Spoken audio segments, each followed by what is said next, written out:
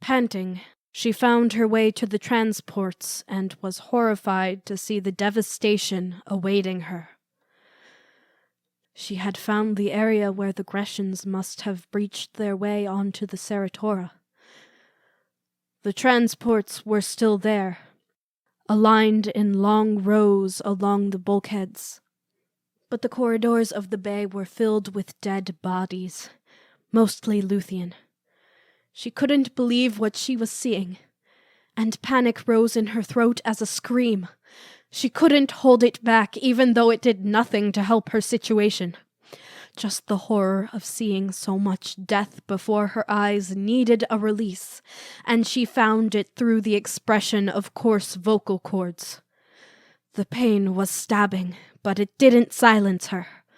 Only the lack of air muted her scream until she felt empty. She looked around and took it in. Why so many? She wondered. How could this happen? Her mind moved immediately to the fact that these people must have been trying to escape, and were murdered for doing the only thing that made sense at the time, trying to survive. None of them seemed to be armed, she noticed. They were executed by a heartless enemy. This is my fate if I stay, she thought, urging herself to take the first step through the grotesque display and towards her transport. Anki walked through the swarm of bodies, her brothers and sisters in uniform.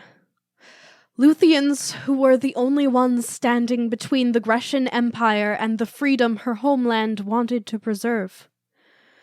She wondered if that dream had died with these sailors scattered across the deck. She desecrated their bodies by walking over them, upon them, in hopes of finding the transport assigned to her. Thrust began to fall away as the ship collapsed on itself. She ran now. The horrid crunch of flesh and bone as each heavy boot fell to the organic deck of the dead.